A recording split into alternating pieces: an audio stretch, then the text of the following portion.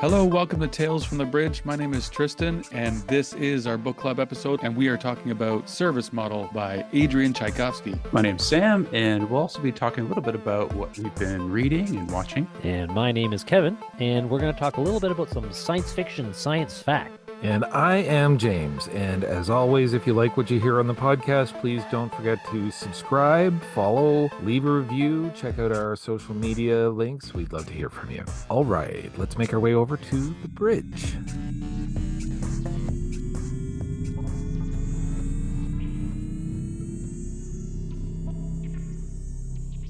All right, guys, I was doing some reading and looking around for topics for our science fiction and science fact segment. James sent over an article that was talking about a group of science fiction authors that were being hired by the Ministry of Defense in the UK to do pontificating about dystopian futures, which doesn't sound like a thing that the Ministry of Defense thinks about. It sounds like the sort of thing that the Ministry of Defense actions on and creates, perhaps. Maybe that sounds a little too cynical. But in any case, I thought it might be really interesting to kind of revisit this concept of science fiction authors as futurists, because we've had science fiction authors on this show before that also branded themselves not only as an author but also as a futurist, and they'll sometimes be hired either by corporations or by governments to come up with interesting ideas about what could be happening in the future, in terms of risk mitigation, so they can plan for the future, but also, how could we plan ahead from a strategic perspective to try to make sure that nation states or corporations aren't kind of stuck in a situation that they didn't foresee. And so in this article that James sent around, the Ministry of Defense put together a group of novelists, mostly British science fiction novelists, called Resilience Beyond Observed Capabilities. And they talked about things like, what if there was an electronic, pulse, or what are the EMP? And what if we had only self-driving cars and all those cars stopped and couldn't operate? What would happen in society? And they put together a compendium of thoughts, and apparently this isn't new. Apparently, Ministry of Defense in the UK in particular has done this in the past, where they put together scenarios around advanced Russian technologies, and if they potentially attacked the UK, having a substantially better technologies in the UK, what would happen? And interestingly, this is something I did not know. Remember, well, some people might remember this, but in the 1980s, former President Ronald Reagan came up with this idea, which he called the Strategic Defense Initiative. Most people called it Star Wars. And it really was just this idea of putting lasers in space as a defensive grid during the Cold War to shield the U.S. against nuclear bombardment. Apparently, that idea largely came from two science fiction authors, Niven and Jerry Pournelle. And so some of the words from his speech that Ronald Reagan did came directly out of some writing that those two science fiction authors did, which I had no idea about. So this futurist idea, these sci-fi folk, apparently have some influence. What do you guys think about this? Is that good? Is that bad? I think that is the most science fiction, science fact topic possible. It's crazy, isn't it? Yeah, I like the idea. Why not? Like, I mean, you would go to scientifically minded people who are also creative and who have the ability to come up with those scenarios. We've talked to plenty of sci-fi authors who identify as futurists, right? Like, that's a few have come on, and that's how they prefer to think of themselves. And I think it makes perfect sense. It's a perfectly reasonable way to tap the talent that you have available to you. These are people already thinking in this kind of area or space, and why not go to them for potential whatever, and to seek out that, and then I guess war game that or game it out in whatever manner. These are probably future problems that we will have. I think you've mentioned self-driving cars. That's certainly a growing phenomenon. And yeah, what if they all stopped? What if the lights went out? All those things. Yeah, I think it's The internet perfect. shuts Perfect down. resource. Exactly. Yeah. Yeah. And it is, if you think about it, the folks who are writing these stories, these authors, are putting so much thought into you take one idea, and then what happens to the world if that idea is true. And that's essentially what a lot of these corporations and nation states need thinking about, right? They need to think, if this is true, then what happens to our society? And because there's not only technological thinking here, but there's sociological and psychological thinking that's required. And that takes a lot of thought, right? Like, I think it's Larry Niven, the guy who came up with this Star Wars idea, or partially helped create it. He wrote Ringworld, right? And so he put a lot of thought into how society could work in different circumstances. Um, and lasers in space, that seems like a very logical science fiction idea. If you got lasers, put them in space and you can shoot crap, right? So it turned out to not be technically feasible, as I understand it, but still kind of interesting idea. I also think it's a really cool and fascinating idea. And I think, like so many things, it often will depend on, input output, like who's the author slash futurist that's giving their thoughts, who's the recipient, is it a military or corporate or government organization? It reminds me of a video I saw online just recently, an old Sagan interview. I think it was with like Charlie Rose or somebody, where they were talking about the state of things, the state of the world, as we do so often. And Sagan actually brought up Star Wars, the Reagan initiative, Strategic Defense Initiative, and he brought that up as a wasteful use of resources and money, and like, yes, it's something that they thought they needed, and it was a response to the Cold War threat, but from Sagan's point of view, it was the wrong way to be uh, spending money or governing, if you will. And so with that point of view too, I wonder if there's any futurists that attend these things who sort of act as sort of activist futurists. If they get in there and they speak to the assembled crowds, and they just say, well, hey, instead of strategizing on how we can, turn this all into a zero-sum game, and there's a winner and there's a loser, um, how about we all just try to get along? How about we all just try not to be assholes and kill each other, or best each other? I'd be curious to hear how something like that would go down.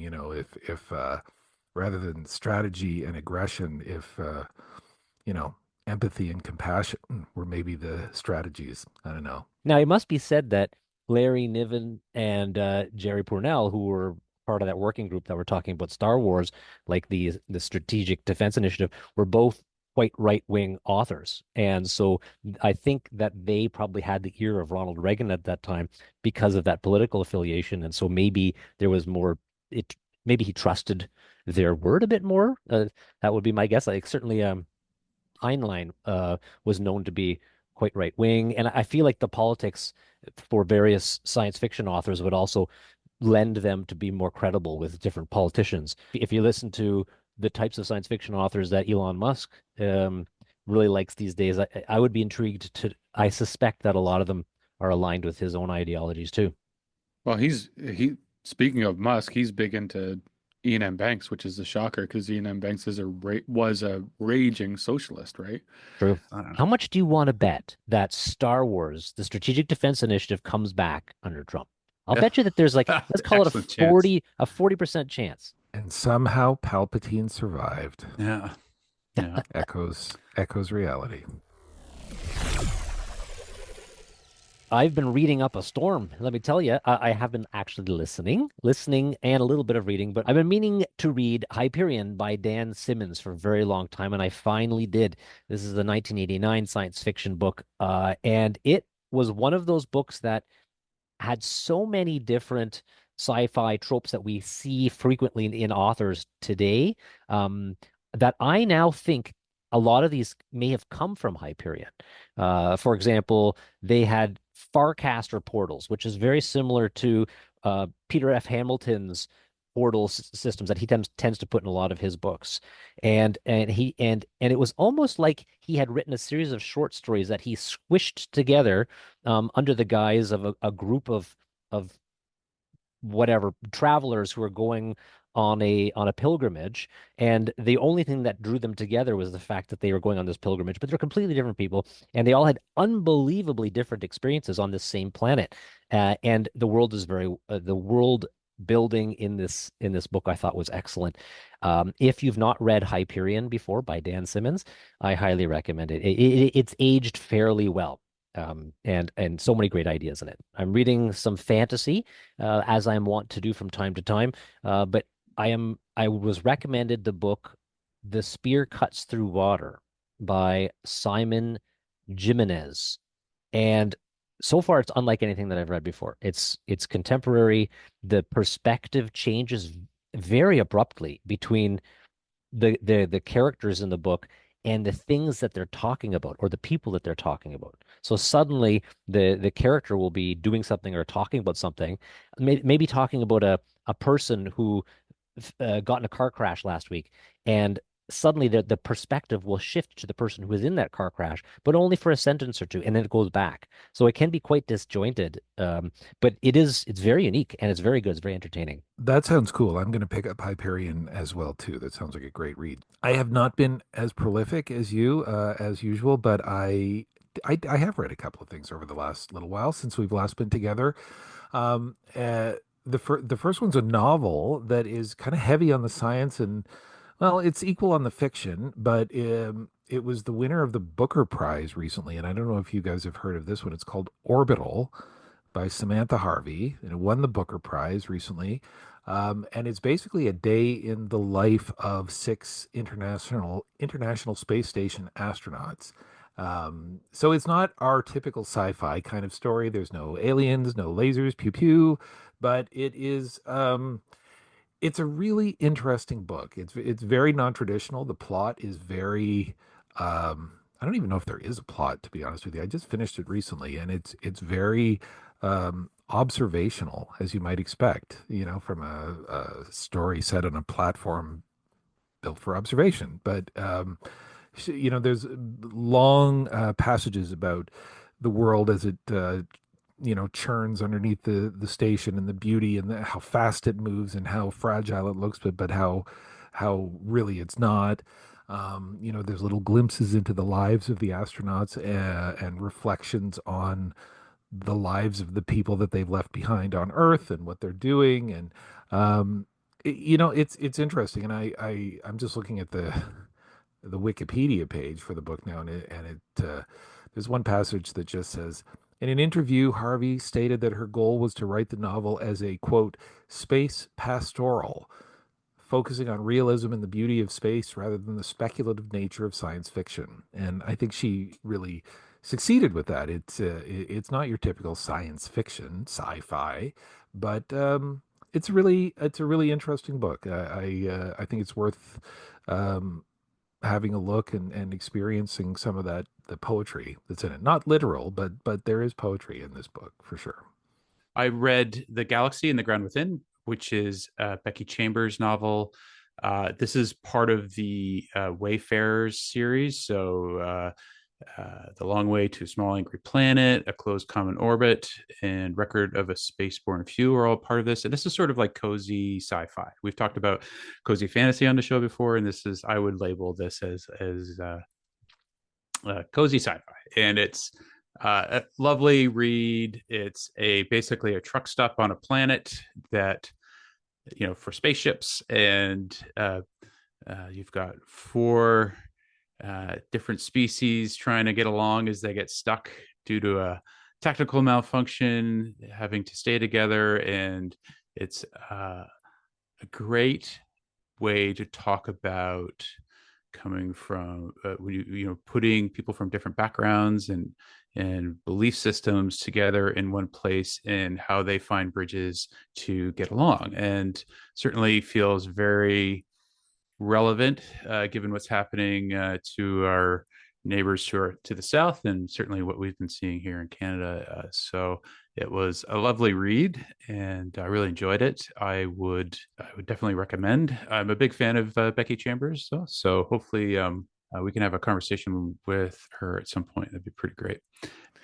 So I read a book that I really liked, guys, called The Children of Men by P.D. James. And this was, they made a movie about it in 2006 called Children of Men.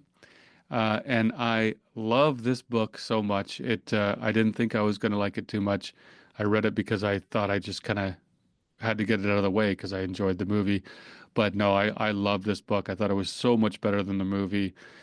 The ending of the movie pales to the comparison to the ending of the book. I read reviews of the book though, and people are a bit hard on it. And I thought, like, I don't know, it's just wonderfully written. Like she is a very gifted writer. So to compare her writing to the science fiction that we often read, that's just action and stuff, like just the talent that she was. And I think P.D. James died in 2014 in her 90s. So she's been writing for a long time. So it was really neat to see this book come out in 92 um, and be science fiction and just based in not really post-apocalyptic, but well, I guess it kind of is because the world basically stops trying. Once there hasn't been a human born in 25 years, it just starts to crumble. And it's a really neat concept that nothing in the world really changes except for people stop caring as much.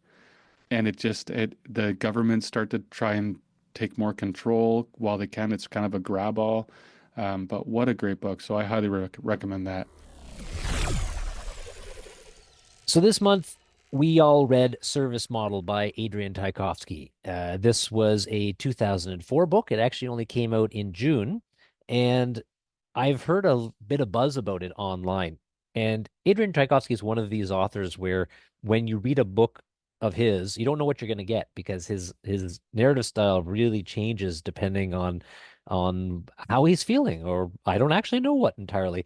But here is a book that I felt I could recommend to a lot of other people. I read this shortly after it came out, and I found it to be kind of a nice romp. And I think I said to you guys that I wasn't sure if it was young adult or not, because sometimes I just never can tell. But I did know at least that there was some entertaining chuckles in it, and I thought I could recommend it and that people wouldn't hate it.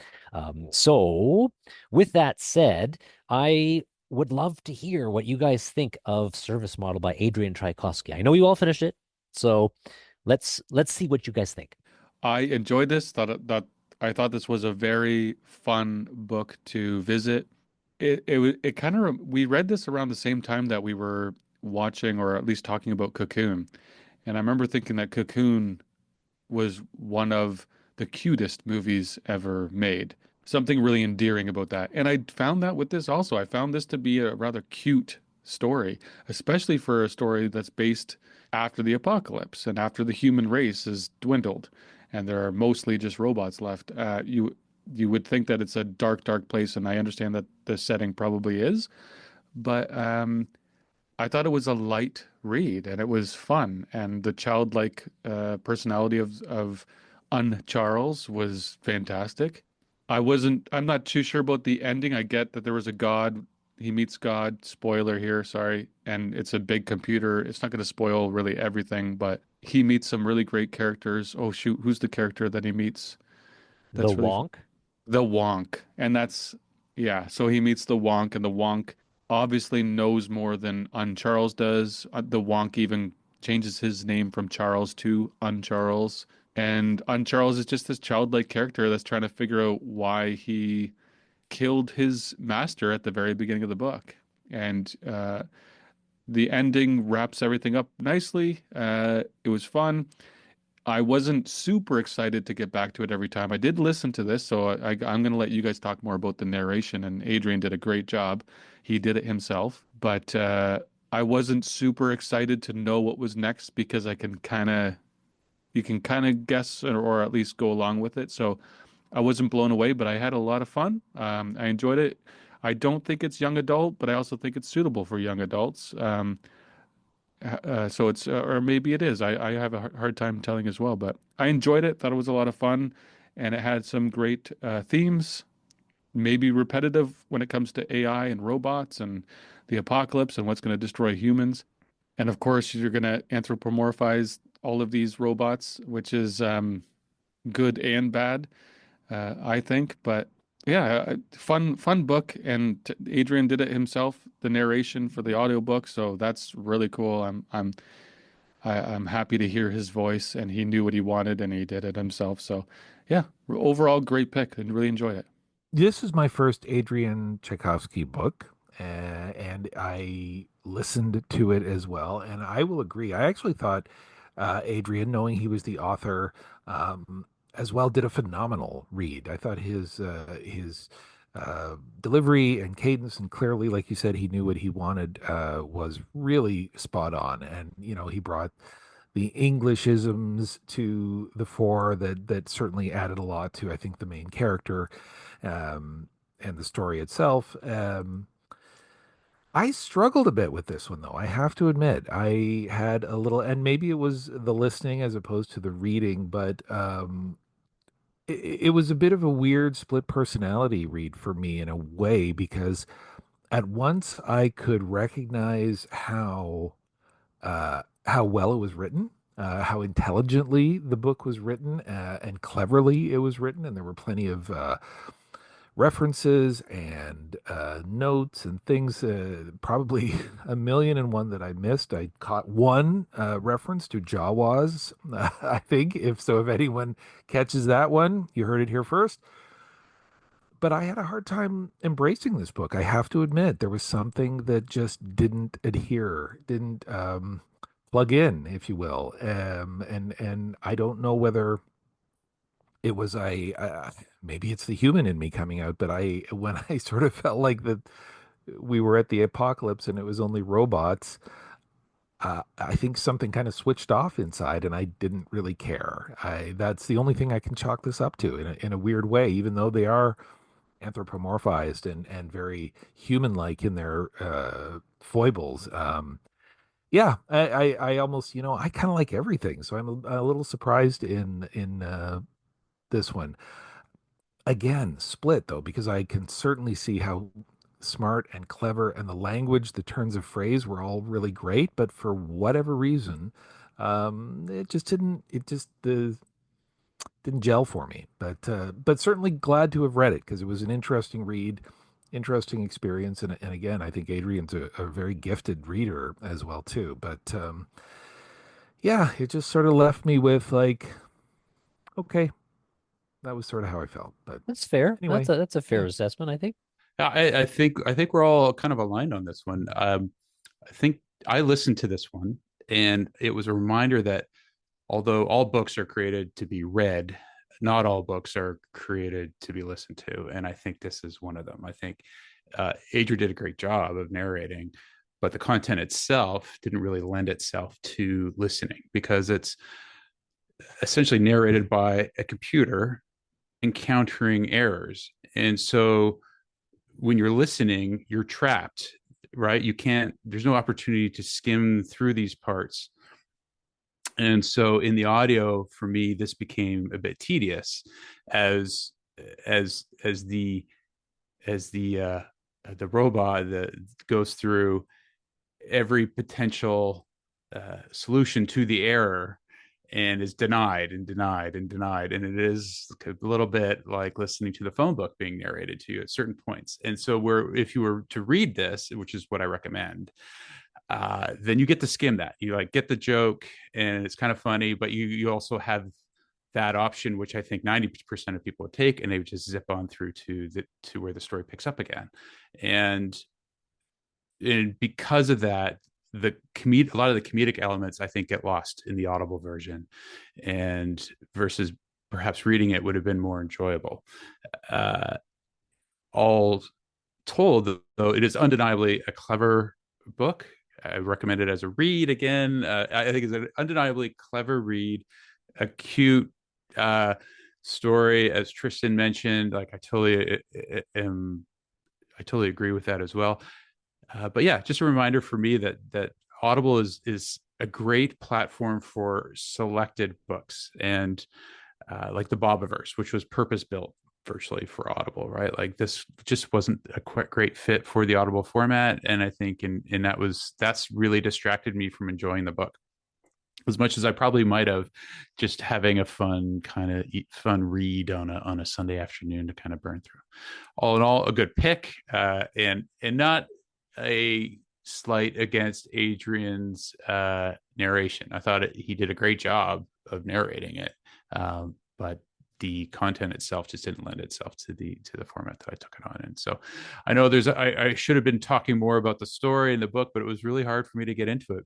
It was hard for me to connect with it because I kept having to like tune out as I waited for the story to pick up again. And by then I'd be at work, and then I've lost it. So it was a very fragmented experience for me, but not a terrible one. That Anyways. that is a common complaint about audiobooks is skipping. How do you quickly skip past the things that shouldn't be read, or like here's a service log of something, and that is a very real issue. It's funny that you mentioned it though, because I don't specifically remember that with this book, but I probably just was listening to it at 1.2 time and this didn't even notice, or I've gotten so used to it. But yeah, honestly, that's such a concern about that medium for sure. Well, and it got me thinking. It was like, well, is this a really good representation of AI? And so I had Chat GPT give me a review of Service Model. Service Model by Adrian Tchaikovsky is a satirical science fiction novel that delves into the themes of artificial intelligence, existentialism, and the collapse of human society.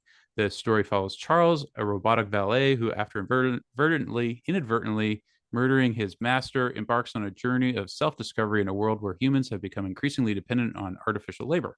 Throughout his travels, Charles encounters various robots adhering rigidly to their programming, highlighting the absurdities of a society on the brink of collapse. The novel combines humor with a poignant exploration of purpose and autonomy, drawing comparisons to the works of Douglas Adams. While some readers find the repetitive gags and lack of character development challenging, many appreciate its clever satire and thought-provoking narrative. Overall, Service Model offers a unique, humorous perspective on the implications of a world dominated by artificial intelligence. I thought that was a pretty good, and far more readable and listen. Like if I had to actually narrate that seriously, far more listenable. So for me, that struggle where Charles encounters various robots rigidly adhering to their programming. So Kevin, that's the part for me where like as they're trying to go through the error codes, that was the part where those were the parts that really I found really challenging and took me out of the story. Yeah, and I agree. Like the repetitive gags, I think that's a good way to put it as well. See, I interpreted that. I thought of that as kind of British farce, sort of the farcical, repetitive nature that builds to a point where you just, as a reader, smack your forehead and say, "Oh my God," and he's sometimes, even a butler too, right? So that yeah, the British farce. Yeah. yeah, yeah, it does. He's poking fun at society in a lot of ways. Like even, do you remember the conservation farm project where the humans were living almost like a period lifestyle from our current period, where people would commute to work for an hour, but it was right beside their house or was actually at their house, and they're doing useless repetitive tasks. I mean, there's a lot of allegory and commentary on society there, and he's poking fun at a lot of different things. The library where they're not actually storing any real useful information, right? There's a lot of it kind of makes you just want to smack your forehead, and you see that a lot in British stuff where they're poking fun at bureaucracy, and so I think yeah, it can be annoying, and I think the annoyance is supposed to be some of the humor, perhaps. I liked it. So this happens a lot on our group where it's kind of split about whether it's a great book or whether it's not. I think it's a good book. I thought it was an entertaining book personally, and I actually did like the narration. But we we will see what others think. Be intrigued to see what our listeners think about this book. So whose turn is it to pick the book of the month? Ooh, I think it's mine. I'm going to claim it. I'm putting a flag in. Nice. I'm excited for this. I've because I haven't been into science fiction lately, I'm like, okay, like what do we got here? Well, this is a bit of a weird one. I got to admit, I think it will be weird. And I was a little bit inspired actually by Service Model and the tone because of the farce and the humorous aspects of it, which I did appreciate and enjoyed. But I saw this one in a bookstore actually while I was browsing, and I thought, that looks kind of absurd, and so I might bring it to the podcast. And I haven't read it yet, but I'm going to read you the description first on said bookstore's website. And it says, you know what's worse than breaking up with your girlfriend? Being stuck with her prize-winning show cat. And you know what's worse than that? An alien invasion, the destruction of all man-made structures on Earth, and the systematic exploitation of all the survivors for a sadistic intergalactic game show. That's what. Oh, It's called Dungeon Crawler Carl by Matt Dinneman. I've read a little bit of it, not very much of it so far, and it's pretty crazy and absurd as promised. But I'm curious to see where it goes, and I'm curious to see what you guys think of it. say it So again. I did read Dungeon Crawler Carl.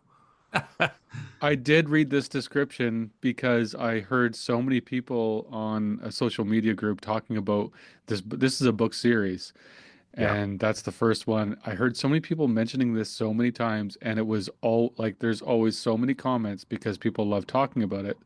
I looked into it and I read the description, so that's why that rang a bell. Okay. But I have almost picked this up a couple times, and I've been like, nope, nope, not yet, not for me, not yet. But apparently Time has it's come. it's a Now's the beloved book, time. and it's a lot like the Bobiverse books from what I'm hearing or at least seeing in the socials out there. I'm excited. I'm looking forward to it. I just Me looked it too. up. It looks like fun. Downloading it as we speak, and it does totally look like fun. This is Yeah. I'm gonna try it on Audible, so I'm gonna roll the dice on that. But 2025, the year of fun. It is the year of fun, isn't it? Yep.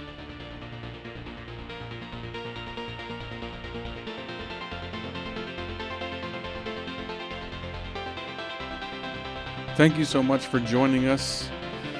We appreciate you listening. New episodes coming out every 2 weeks. Join us again. Until next time.